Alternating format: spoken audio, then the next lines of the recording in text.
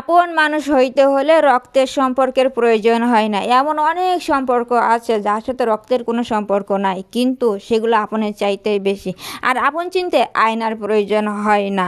খারাপ সময় আসলেই চেনা যায় আপন মানুষকে। বৃষ্টি আসলে যেমন চেনা যায় ঘরের কোথায় ছিদ্র আছে, ঠিক তেমনই খারাপ সময়ে কে আপন কে পর তখনই চেনা যায়। আসসালামু আলাইকুম, হ্যালো ভিউয়ার্স, কেমন আছেন আপনারা?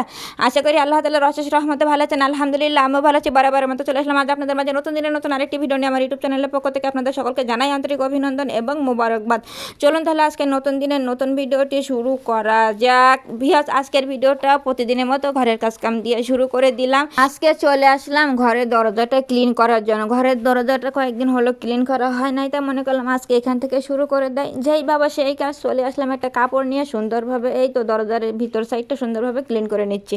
আজকে আমি এক স্টেপেই দরজাটা ক্লিন করব, যেহেতু এটা পরিষ্কারই আছে, শুধু অল্প একটু ধুলা জমছে। আর এখন তো বৃষ্টির সময় ধুলাবালি তেমন একটা জমে না, তাই অল্প একটু জমছে, সেই জন্য ছোট্ট একটা কাপড় দিয়ে সুন্দরভাবে একটু মুছে ক্লিন করে নিয়ে নিব।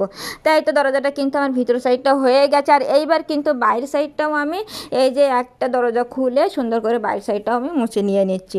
ভিউয়ার্স, দেখতেই পাচ্ছেন আমি উপর থেকে মুছতে মুছতে কিন্তু নিচের দিকে চলে আসতেছে। আর এটাই তো নিয়ম, তাই না? তা আমি একটা কাপড় দিয়ে সুন্দরভাবে পুরো দরজাটা ক্লিন করে নিয়ে নিলাম। তাই এইটা আমার হয়ে গেছে। এইবার কি করব, এবার এই সাইডটাও খুলবো, খুলে এটা সুন্দর করে আমি পরিষ্কার করে নিয়ে নিব। তাহলে ওইটার মতো এইটাও করে নিচ্ছি। তা ভিউয়ার্স, কেমন লাগে আমার কাজকর্ম অবশ্যই কিন্তু জানিয়ে দিবেন। আর যদি একটু ভালো লেগে যায় তাহলে অবশ্যই একটু বন্ধু হয়ে সাথে থাকবেন, কারণ আপনাদের বন্ধুত্ব আমার কিন্তু খুবই প্রয়োজন।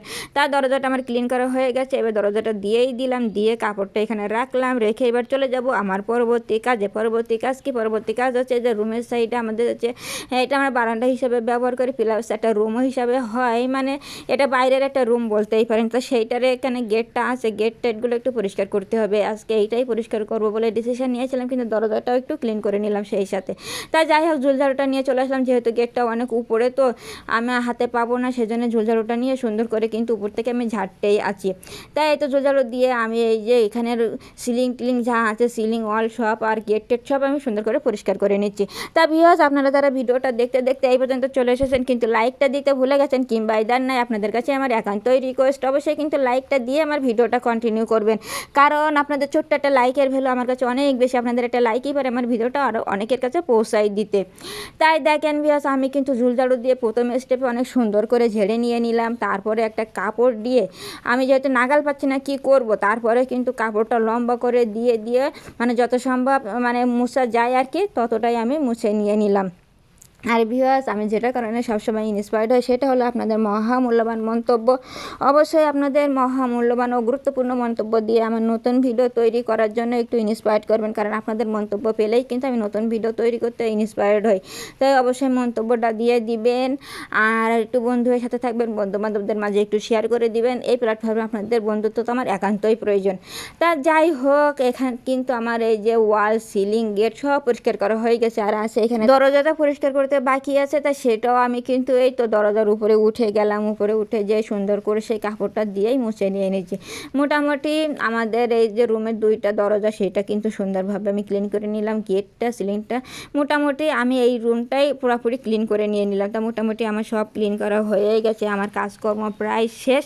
এইবারে আমি এইখান থেকে চলে যাব আমার পরবর্তী কাজে। তো এবার দরজাটা একটু খুলেই দিয়ে যায়, কারণ দরজাটা দিয়ে রাখলে তো ঘরের ভিতরে যারা আছে বের হতে পারবে না, তাই দরজাটা খুলেই দিয়ে দিলাম। আবার এইবারে চলে গেলাম পরবর্তী কি, যেহেতু অনেক কাজকাম করলাম, একটু এখন কাঁঠালের সিজন, কাঁঠাল এখনও পাওয়া যাচ্ছে, তাই এই তো কাঁঠাল একটা আনা হয়েছে। তাই এই মানে সকালের খাওয়া দাওয়া তো শেষ হয়ে গেছে কিছুক্ষণ আগেই, আর এখন তো দুপুরে রান্না বান্না হবে একটু পরে। এরই মাঝে কাঁঠালটা উঠাইয়ে কিন্তু কাঁঠালটা খাওয়া হবে। তাই যেহেতু কাঁঠালটা আনা হয়েছে, জাতীয় ফল কাঁঠাল আমার কিন্তু ভালোই লাগে। আর কাঁঠালের সিজনে মানে কাঁঠাল খেতে তো মানে অনেক উপকার শরীরের জন্য, এটা খাওয়াই উচিত। তাই সেটাই আনা হয়েছে, সেটাই তোলা হচ্ছে, তুলে এখন খাবো। তাই আমি যেহেতু আমার দৈনন্দিন ব্লগ আপনাদের মাঝে শেয়ার করে থাকি, তাই একটা ফল আনা হয়েছে, আর যায় মানে জাতীয় ফল বলে কথা, তাই না? এটা আনা হয়েছে, এটা আপনাদের মাঝে শেয়ার না করলে কি হয়? তাই তো সেই কাঁঠালটা উঠানো হচ্ছে বলে আমি এখান থেকে আপনাদের মাঝে আবার একটু শেয়ার করে দিচ্ছি। তা ভিউয়ার্স, আপনারা কে কে কাঁঠাল খেতে পছন্দ করেন বলেন তো? আর এই কাঁঠালটা কেমন হয়েছে অবশ্যই বলেন। মাশাআল্লাহ, কাঁঠালটা কিন্তু অনেক সুন্দর আর খুবই মিষ্টি। আর কাঁঠালটা কিনা কেনার সময় যদি কাঁঠালের যে গায়ের যে কাটাগুলো আছে না, ওইগুলো যদি সমানভাবে দেখে কেনা যায় মসৃণভাবে, তাহলে অনেকগুলো কোষ পাওয়া যায় কাঁঠালে, তাই না? সেইভাবেই কাঁঠালটা আজকে কেনা হয়েছে। যেহেতু আগে একটা কাঁঠাল কেনা হয়েছিল, অর্ধেকের মতো কোয়া পাওয়া যায় নাই, অর্থাৎ কোষ পাওয়া যায় নাই, তাই আজকে একটা মানে একেবারে সোজা দেখে গা মসৃণ দেখে একটা কাঁঠাল আনা হয়েছে। তা মাশাআল্লাহ অনেকগুলি কোয়া হয়েছে। এই বলেন কাঁঠালের কোয়া, আবার অনেকেই বলেন যে কাঁঠালের কোষ। তা আপনারা কে কী বলেন অবশ্যই কিন্তু জানাবেন। তা মাশাআল্লাহ অনেকগুলি কিন্তু কাঁঠালের কোষ হয়েছে। আর এখন কিন্তু এইগুলি টাটকা উঠে খেয়ে নেব আমরা। এখন খাওয়ার পরে তারপরে এবার রান্নাবান্নার কাজে যাওয়া যাক। আচ্ছা, রান্নাবান্নার জন্য আজকে আনা হয়েছে একটা বড় সিলভার কাপ মাছ, এটাই আজকে রান্না করা হবে, তো সেটাই দেখিয়ে দিলাম। আর আনা হয়েছে এগুলো কাঁকরোল। এই তো আজকের বাজারে এইসব রান্নাবান্না করা হবে। তা কিন্তু এই দেখেন সেই মাছটা কিন্তু ধোয়া বাছা হয়েই গেছে, আর এখন ফ্রাই প্যানে দিয়ে এখন কিন্তু ফ্রাই করা হচ্ছে। তেলটা যেহেতু হিট হয়ে গেছে আর তো দেরি করা সম্ভব হবে না, তাই একের পর এক মাছগুলো দিয়েই দিচ্ছি ফ্রাই প্যানে যতটা ধরে আর কি। তাই এই তো পরিমাণ মতো মাছগুলো দিয়েই দিচ্ছি একের পর এক। এবারে দিয়ে এইগুলো লাল লাল করে ভেজে নিব। তা ভাইজে নেই। আর এখানে দেখেন এখানে কিন্তু ঝোলটা প্রিপেয়ার করা হয়ে গেছে, অর্থাৎ মশলা কষিয়ে তারপরে কিন্তু ঝোলটা দেওয়া হয়ে গেছে, কিন্তু এটা অফ ক্যামেরাই করা হয়ে গেছিলো। এখন একটু ঢেকে দিয়ে দিলাম যাতে দ্রুত বয়েল আসে। তা এই দেখেন মাশাআল্লাহ অনেক সুন্দর কিন্তু বয়েল চলে আসছে।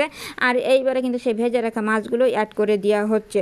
তাই এইটাই একে একে মাছগুলো কিন্তু সব অ্যাড করে দিয়ে দিচ্ছি। আগে মাথাটা দিয়ে দিয়েছি, না হলে ভেঙে যাবে, তাই মাথাটা বড় ছিল তো ওইটা আগে দিয়ে পরে ছোটো মাছগুলো সব একের সাথে দেওয়া হয়েছে। তারপর একের পর এক দিয়ে ঝোলের সাথে একটু মিশিয়ে দেওয়া হচ্ছে। আর এখন আবার একটু ঢেকে কিছুক্ষণের জন্য কুক করতে হবে, তাই একটু ঢেকেই দিয়ে দিলাম। আর এই দেখেন মাশাআল্লাহ কত সুন্দর হয়েছে ফাইনাল লুকটা। আর মাছের ঝোল খেতে আপনারা কে কে পছন্দ করেন অবশ্যই কিন্তু জানাবেন। আর এই রান্নাটা কেমন হলো অবশ্যই কিন্তু জানাবেন। সিলভার মাছ খেতে অনেকেই পছন্দ করে না, যেহেতু প্রচুর পরিমাণে কাটা। তা কে কে পছন্দ করেন, কেমন হলো রান্না বান্না সব মিলে জানাতে ভুল করবে না। তো যাই হোক, এখন কিন্তু এই রেসিপিটা রেখে দিয়ে চলে গেলাম দ্বিতীয় রেসিপির জন্য। তাই দ্বিতীয় রেসিপির জন্য দেখেন মশলা পানিটা গরম করা হয়ে গেছে, আর ওই সেই কাঁকরোল, ওর সাথে কিছুটা আলু অ্যাড করা হয়েছে।